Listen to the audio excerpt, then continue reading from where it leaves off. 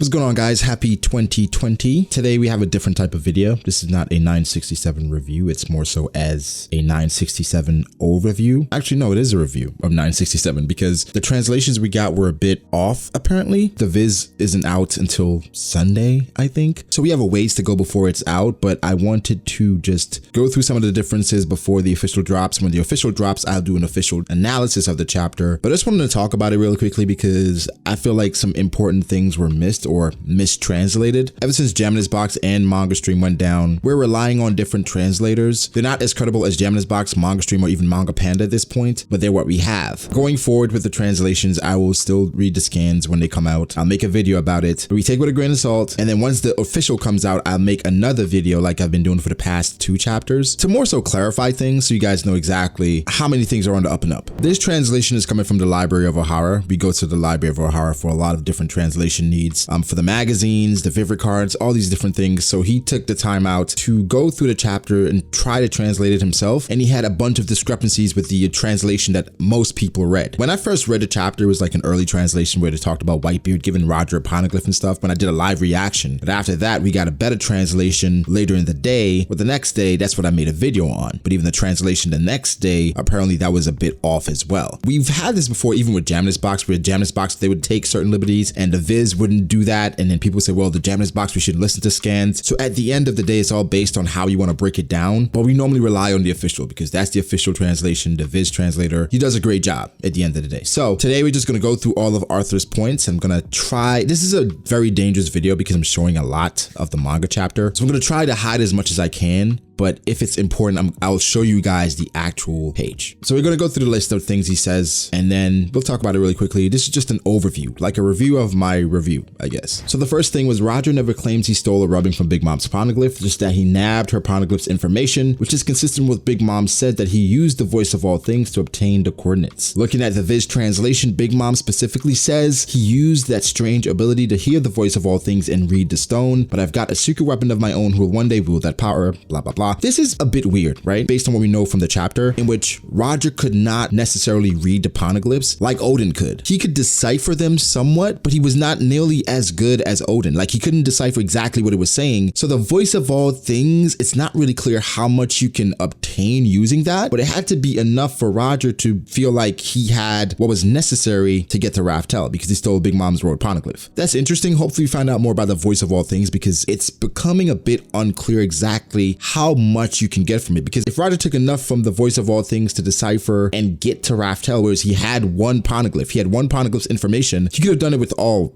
4, I guess, but Oden was absolutely necessary. It's a weird thing. However, he didn't say he stole a rubbing, he used the voice of all things. I mentioned this in my review as well. In the older translation, it said that Whitebeard gifted a rubbing to Roger. Arthur says this is completely made up because it wasn't in the second translation. Roger simply says he has a hunch of where another might be, and this is implied to be Fishman Island. The Subodhi panel is completely wrong. It makes it look as if Oden mistakes Subodhi for Fishman Island, with Roger correcting him about the real Fishman Island, later wishing to go to the amusement parks. This is all made up. The original, he says, oh, Fishman Island, I've been there before with Whitey-chan. And the next panel simply says, don't get too reckless. Even if you've been there before, we still have the same chances of dying on our way there. And we see in the translation here, it says, oh, is this Fishman Island? Which makes it seem like Oden doesn't know where he is. So that's a bit misleading as well. The next translation is about the Neptune scene. It said this is incredibly misleading because what really happened is that Madame Shirley made a prediction where around the point the border entrance to Fishman Island would be destroyed, so the Royal Army and Neptune are heavily defending it. Roger arrives and Neptune takes him into custody since, knowing Roger's insane strength, he could easily destroy the entrance. However, some Sea Kings attack the entrance during their talk, which causes it to be destroyed. Just like the prophecy said, there's no day of disaster. Neptune simply says, so this prophecy came true as well. Honestly, the Neptune panel was always a bit confusing because trying to figure out and decipher exactly what Neptune was talking about was a bit weird. You had to reread it a few times to kind of grasp it. So this makes a lot of sense, in which this is not an accurate translation, which is kind of crazy. Hopefully this is a one-time thing where it's this bad because it's a lot more things to go through. Next, Shirley during her first panel doesn't mention any day of disaster. She simply says the reason why the Sea Kings are uneasy is because they are awaiting the birth of the Mermaid Princess. We see here where she says the day of disaster will only happen after the Mermaid Princess is born. This is inaccurate. This is not something that Madame Shirley was saying. She was just saying that the Sea Kings were restless. The next thing is about the prophecy about the carp marrying into the royal family, that there's no prophecy. This is actually a prophecy of the last king's death, which implicitly is why Neptune had to rise to the throne given Shirley's young age. So that's another mistranslation. Another thing here, the translation implies that the road poneglyph isn't important. There was a road poneglyph in Fishman Island that was somehow overlooked because of the translation. It's saying that the letter from Joy Boy doesn't seem important. That was the apology from Joy Boy, right? And that's what this translation kind of focused on to make it seem like, oh yeah, the other poneglyph isn't important. One is the road poneglyph and the other is the apology from Joy Boy. So as far as the importance of the poneglyphs, it wasn't as clear because the road poneglyph is obviously important. The next thing is the translation makes it sound as if the info about Poseidon was a prophecy from Shirley, but Neptune actually talks of it like a local legend of Fishman Island. He simply says that the prophecy Shirley just brought up reminds him of this legend and worries him a little. In the translation here, it says, well, about that, I recently heard of one of Shirley's prophecies concerning that weapon. And so this is implying that Madam Shirley was the one that came up with it, when the actual translation is saying this is just an old prophecy. It's not from Madam Shirley. I'm calling her Madam Shirley because that's what we were introduced to her as. I know she's a kid here. She's not Madam Shirley yet, but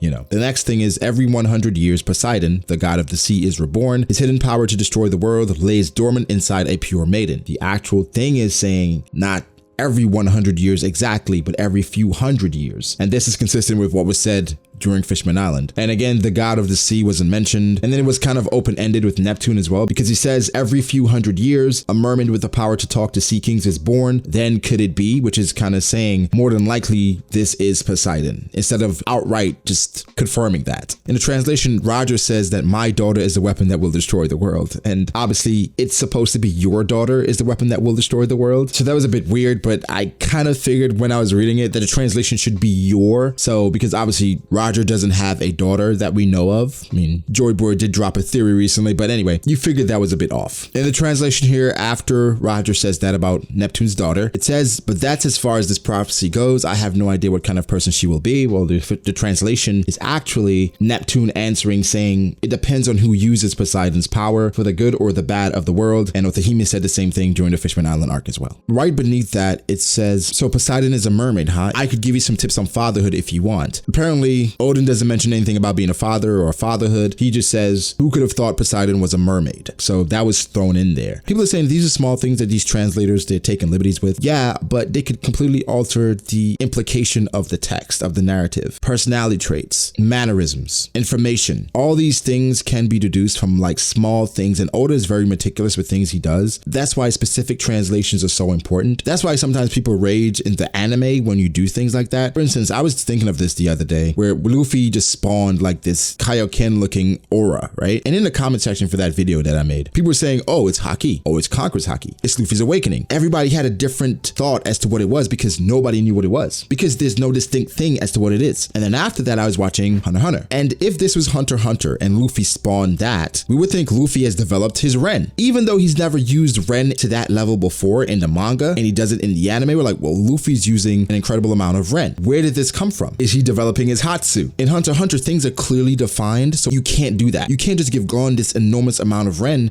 and not explain it. With Haki and sometimes how it is in One Piece, because it's so malleable, you can play around with it because it could be Haki, it could be awakening, could be. That's the danger of taking liberties with the anime and the source material. Anyway, tangent. Let's get back. It says Roger doesn't ask Shirley if she has more prophecies, just directly when she will be born. In the translation, it shows Roger asking Shirley, does she have any more prophecies? And she just says, 10 years. But the only question asked is when will Shirahoshi be born? In the chapter as well, really says, Neptune, what we're after is the treasure left behind by the weapons creator, right? We're not interested in the weapons, right, Roger? That is wrong. What was actually said is they're interested in the treasure left behind by those who named those weapons, not those who created them. So, and then it's plural as well, so it's not just one person. They're interested in the treasure left behind by those who named the weapons, not the who created them. And then the joke about Shirahoshi being Shaggy, that is official. That's in there. To Toki, apparently she didn't suffer from a fever, but actually accumulated stress from her long journey. I was talking to a few of my friends the other day about, Toki. Well, not Toki, but just pirates in general, and about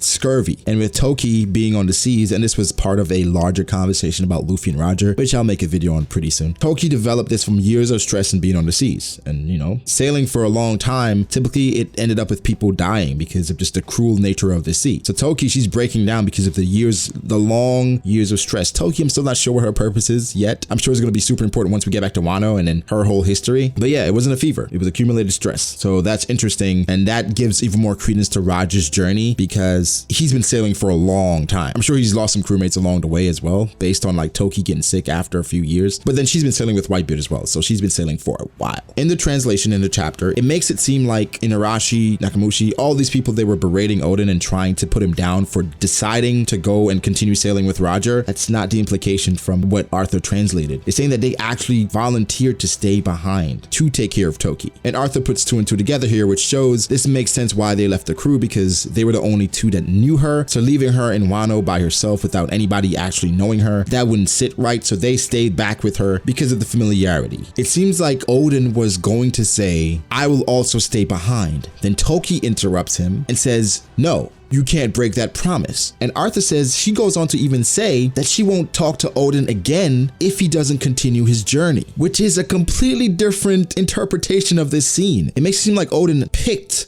adventure over his family. But this is also development in Oden's character, because now it seems like Oden has curbed that adventurous side where he's willing to sacrifice that for his family and Toki. So this changes a lot. With the Kinemon scene where Kinemon welcomes back Oden, they claim that they've been taking care of Kuri during this time. And he says, however, Kuri is, no, the entirety of the Wano country is. But then he's interrupted by Toki, who doesn't let him finish, implying something really bad happened. So the translations didn't imply that at all. It just showed that Kinemon was welcoming Oden back and telling him to come back and serve. So that's not mentioned in the chapter, which shows that at this point, something dire happened. The line of I couldn't stand to look at it with my own eyes, which was said by Oden, wasn't in the original. Oden also doesn't say he would come back in 4 years to a bad homecoming, but that this current homecoming after being away for 4 years lasted mere hours. So that was a complete spin on what Oden actually said. Oden says he has a strange feeling when approaching Zoe. The minxmanship, I caught it right away. I was like, that's Garchu. That's not minxmanship. I don't know what that was. That's definitely Garchu, and Arthur confirms it here. Oden mentions his heart won't calm down when approaching the whale tree, and we see here in the panel he's actually holding his chest. So a huge thing from the chapter is Buggy and Shanks, well, Buggy specifically, where Buggy doesn't contract the you'll die if you go to that island disease. That's a liberty taken solely up by the translators. They say he contracts a high fever, and then Buggy was pretending to feel fine and well so that he could go with them. That's why I never believed that Buggy was faking this disease, because Buggy loves treasure, and the ultimate treasure, Buggy would never decline to go there because he was too scared. That is not Buggy at all. That's not his character. So that parallel that was drawn between Usopp and Buggy doesn't exist. That was not in the chapter. So that's completely made up. He says there's no mention of big news, the biggest of news. Remember that panel when it says breaking news? No, actually big news, the biggest of news. That's made up. And the panel before the final page is incorrect. It says the translation fails to mention that the One Piece is referred to as an enormous treasure that really did exist. So here, panel before last, in which Oden said, we had learned about everything in the world. We learned about the Void Century. We learned about the meaning of the D name. We learned about the ancient weapons. I at least learned that Wano had connected with the world in the past. But do you want to know what Goldie, Roger, King of the Pirates, did when the treasure he sought was placed right in front of his very eyes? Which means right somewhere in there, the treasure placed right in front of his very eyes was an enormous treasure, and it really did exist. And the final page is accurate. The final page is perfect. What does all this mean? Well, hopefully we start getting better translations, because if we don't, a lot of things are going to get lost in translation. I'm always going to read the scans when they come out, but I've always been a supporter of the Viz as well. So I read the scans and I read the Viz every time it comes out, because it's just following up. And then I used to do something on my channel as well, my other channel, where I had a bunch of my friends and we had an analysis of the chapter where we went through the Viz translation and we compared it exactly to what happened in the scans. We used to do that all the time. We don't do that anymore, but in place of that, I will start doing that on my channel, where I'll have an analysis of the chapter once the Viz comes out. Even once the translations clear up and get better, this is a completely new system. If the translations don't get better and it's just completely wrong, the video that comes out after I do my live reaction is going to be explaining, okay, this is what it says happened. However, we know how it is. We have to wait till the Viz to draw our conclusions, which we used to do before, but we were like, well, the translations, they're fairly accurate, but now it's like, you can't trust them yet. But I'm still going to make a video on the scans, and I'm going to make a video on the Viz. People will be like, well, just wait for the Viz. I don't want to. I can make a video on both. I feel like there's a beauty sometimes in the scans, because now, like, breaking this down, some people may say it's arduous and it's difficult and it's tedious. This is actually pretty fun. In a way, I went through an experience, right, with the scans, and now it's like a completely different experience of what Arthur is saying. Again, this isn't official, but I trust Arthur with a lot of his translations. Like, he's been spot on he's been great and a very credible source. You guys give me your thoughts. What do you think about it? Again, this is a completely different narrative based on what Arthur said than what was done done in this translation. The previous translation wasn't as bad as this one. So we'll see if they improve. I'm not sure if they rushed it because this was an entire week before the official dropped. So we'll see. But I just wanted to update you guys because it's a bunch of things floating out there. And if I'm going to make a video on the scans, I will always do my due diligence to make a video on any updated information or the viz translations if something is different. And in this chapter, a lot of things were different. The link to Arthur's post will be in the description box down below. Go get the viz as well, because if you're going to read the scans, I think we owe it to Oden. We do a disservice to ourselves if you don't read the viz as well. I'm never going to be one to tell you guys don't read the scans, just read the viz. Do whatever the hell you want to do. However, if you're going to do that, read the viz as well. It's not that much. It's really cheap and you cover yourself. I actually plan on making like my top moments of One Piece 2019 because this is recap week. This is the week where we go through and recap a lot of shit that happened in One Piece or in anime, whatever, this week. So we're going to get a bunch of videos ranking shit from the 2019, but I wanted to get this out because this was pretty glaring and I owe it to you guys. So yeah,